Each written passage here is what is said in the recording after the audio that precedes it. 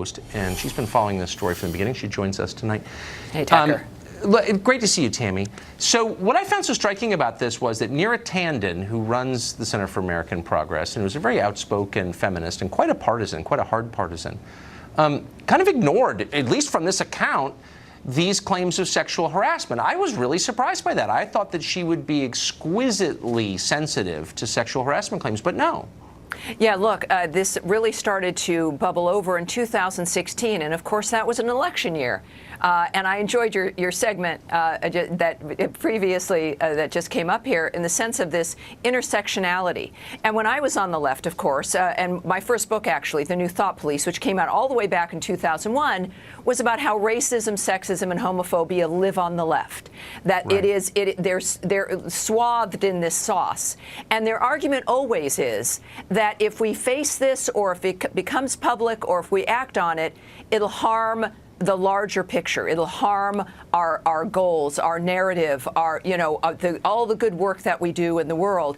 And so and we saw this in Hollywood, right, with Weinstein, that if you say no or if you push back, you will do damage to too many people. Right. Most liberals are brought up with this kind of mentality, and so they're silenced. And I think it becomes a habit after a period of time. And of course, it was the election year. They were accusing President Trump of all kinds of things. And wouldn't it be embarrassing if it came out that, in fact, they had had years and currently were dealing with sexual harassment and as, of course, we learned with the Hillary Clinton campaign, a sexual harasser there that she had effectively protected and then moved the victim into a different job. You know, this is up to this moment right now. And interestingly enough, they still point a finger at Donald Trump when it's becoming apparent that it's their issue exclusively. That's so interesting. Wise people know how flawed they are, and they proceed with that knowledge always foremost in mind. I'm screwed up. Before I judge, keep that in mind. I feel like a lot of people, the activists on the left, not all lefties, but the activists, kind of proceed in the certainty that they're morally superior, and that no evidence changes their mind about that. Correct. I mean, but this is the problem. It's the problem of malignant narcissism, that you're projecting all of your issues onto someone else, and it becomes an existential issue. You know, they can't admit it because their identity is based in being superior. And when that is threatened, then it ruins their entire foundation. And for the left, of course, they also use it to manipulate people. That if you're a woman or if you're a gay man, you know, they're your champions. The others, those other people, they want to get rid of you. They're building a camp for you.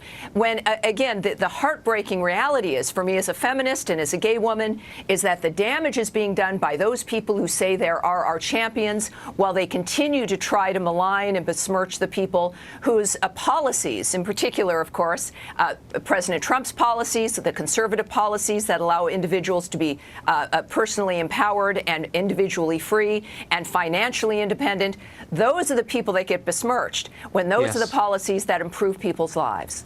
You're a very deep person. You're not your average TV person, Tammy, and I appreciate that. It's great to see you. Thank you. Really I appreciate it. Thanks, Tucker. Rapper Kanye West did something kind of amazing on Twitter today and articulated, or appeared to articulate, his support for President Trump. One of his tweets read, and he's still tweeting right now, but one read this way: "You don't have to agree with Trump, but the mob cannot make me not love him.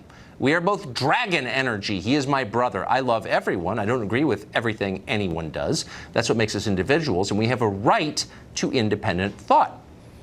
Well, the president responded to this by tweeting, "Thank you, Kanye, very cool."